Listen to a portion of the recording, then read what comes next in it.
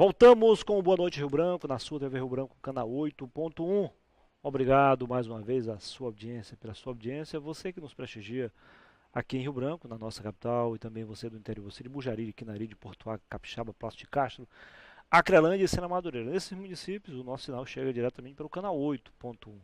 Nos demais municípios acrianos, você nos prestigia pela NET, HDTV, canal 15, e também pela internet, através do portal riobranco.net, que é o portal oficial da sua TV Rio Branco. Vamos falar agora de um assunto importantíssimo, sobre um seminário secas e inundações, construindo soluções. Tenho o prazer de conversar com o professor Foster Brown, da UFAC. Seja bem-vindo, professor. Tudo bem? Obrigado. Sim. Sempre um prazer recebê-lo aqui no programa. Sim, é um prazer estar. O professor, afinal de contas, qual é a importância de um evento como este, em parceria com outras instituições, entre as quais o Ministério Público do Estado? A ideia é a seguinte, nós estamos, se você olha a história recente, desde 2005 tivemos 3 secas muito severas. Você fala 2005 porque foi talvez o pior ano nos últimos 100, né? Sim. Horrível. Sim, e 2010 foi quase igual a 2016, ficou com o nível do rio mais baixo em todos os anos. Isso. E entre esses tivemos várias inundações. Eu creio que muitas pessoas estão lembrando de 2015, quando foi o mais alto em 40 anos. Em 2014 tivemos inundações no Rio Madeira, que cortou o transporte aqui do sul do país e sofremos muito durante 2 meses. Então o objetivo é porque nós estamos antecipando que isso vai continuar, talvez fique até mais intenso e mais frequente no futuro. Por isso, a ideia de reunir vários grupos e começar a pensar em soluções, o que podemos fazer para adaptar para essa situação. Você acha que uma coisa está ligada à outra? A seca e a inundação? Quando esses 2 processos estão intensificando, essa a gente dá para ver. O que nós temos para explicar esse processo são 3. Um pode ser natural. Processo natural, tem variações assim. Uma outra possibilidade que pode complementar isso seria desmatamento, seja na região local ou regional. Esse seria muito mais forçado, né? Porque você está forçando uma situação. E o terceiro estamos mudando, a humanidade está mudando a composição da atmosfera. Então, estamos colocando mais gases de efeito estufa. E essa é uma tendência a botar mais energia na atmosfera. E mais energia significa secas mais fortes e chuvas mais fortes. Na nossa região aqui, qual normalmente é a mais afetada por esse fenômeno? Ou seca ou a inundação? Bom, para a população urbana, a questão de seca basicamente se traduz em 2 coisas. A falta de água.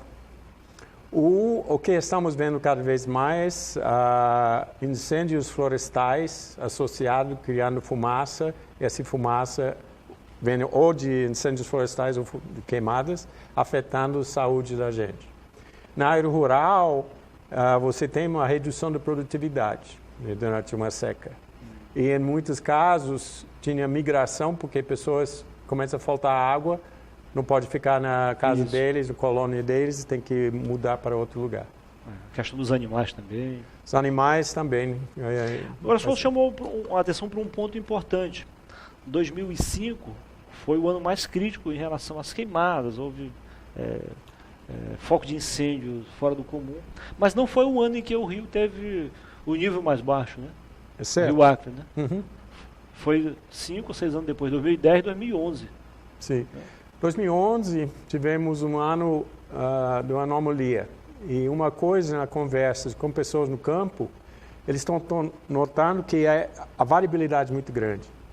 Em 2011 tivemos em janeiro níveis equivalentes de junho do nível da água. Eu estava apavorado que ia ter uma seca muito forte.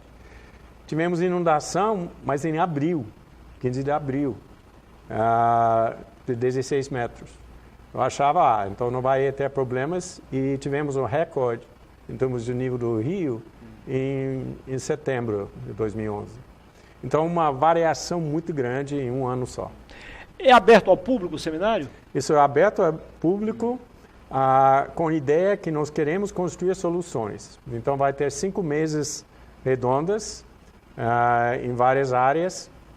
E nessas mesas redondas vai ter a oportunidade de ouvir representantes dos 3 países, porque estamos envolvendo grupos e especialistas de Pando, Bolívia, Madre de Deus, Peru e Acre. Isso. Formando o MAP. Sim. E juntando para pensar o que nós temos em comum que podemos trabalhar junto. Então, soluções para esses problemas que a gente está enfrentando. Você me falou o mapa, aí eu lembrei do Bolpebra, que foi ainda nos anos 80.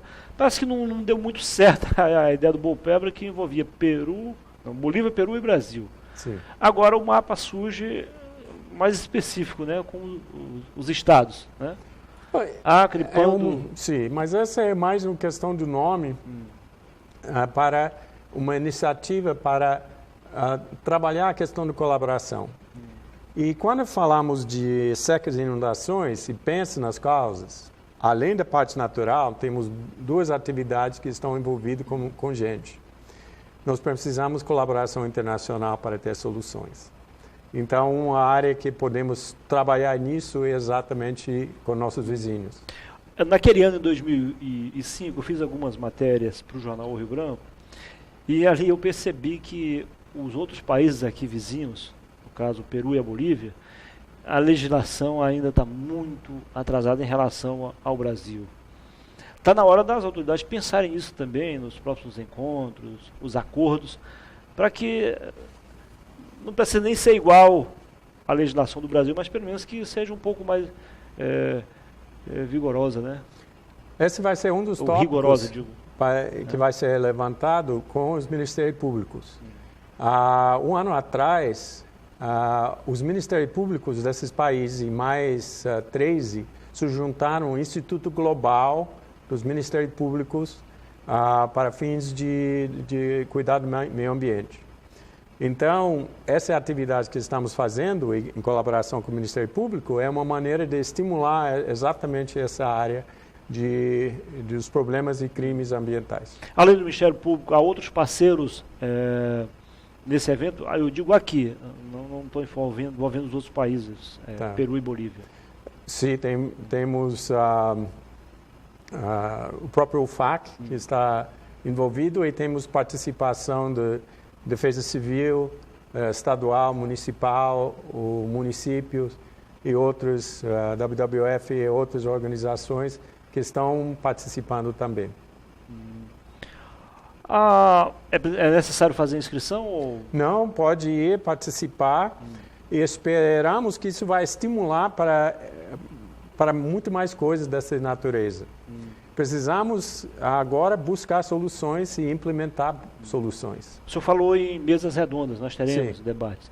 E qual vai ser a metodologia utilizada nessas mesas? Nessas mesas, de 1 hora, um representante de cada país vai falar 10 minutos cada. Então, meia hora vai ser eles falando sobre propostas e soluções.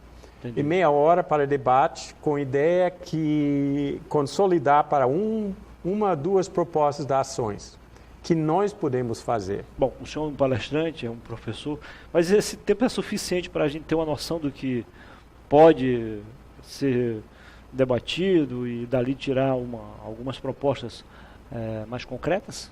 Sim. Nós temos coisas que, por exemplo, na área da educação, o que precisamos passar na educação, nas escolas, que vai preparar os alunos para lidar com esses desafios. Então, quais são as propostas, 1 e 2. Na área de universidades, o que as universidades podem fazer para implementar soluções? E especialmente em colaboração com universidades nos 3 países. Podemos fazer essa questão de defesa civil. Já os representantes de defesa civil dos 3 países já estão conversando, pensando como trabalhar essas várias atividades. Se você lembra, em 2014, tivemos que importar petróleo, combustível do Peru. Aí isso em função da enchente. Sim, e tivemos tomates. Sim. Você lembra toda essa história? Petróleo, de modo Sim. geral, Então, maçã. ninguém pensava que isso ia acontecer, e aconteceu. Mas se a gente consegue planejar isso com antecedência, nós temos uma maneira de reduzir os impactos de eventos adversos como esses.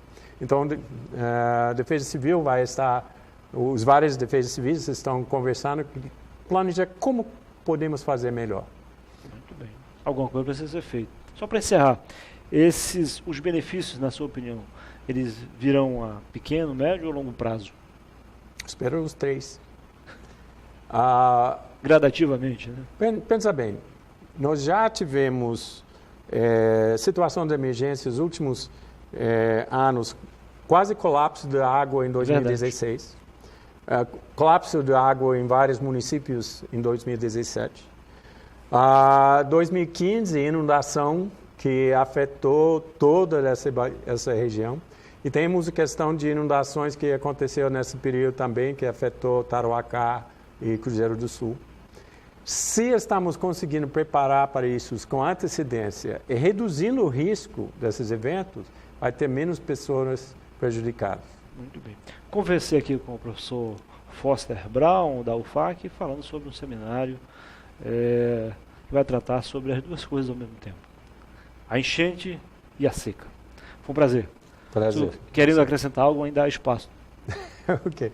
Não, esse é convite para todos, porque de fato a sociedade que tem que desenvolver essas coisas. Esse é um meio, esse seminário é só simplesmente um meio, mas queremos que isso seja envolvido nas escolas, na questão das universidades, ministérios públicos, etc., para a sociedade dar conta desse recado que estamos recebendo. Foi um prazer. Sucesso para o senhor. Ok. Registramos aqui a presença da nossa amiga jornalista, Jane Vasconcelos, nos ajudou aqui também, fez essa ponte e também nos ajudou a fazer o programa. Muito obrigado. Depois do intervalo, eu volto com outra entrevista não menos importante. São apenas 2 minutos. Até já.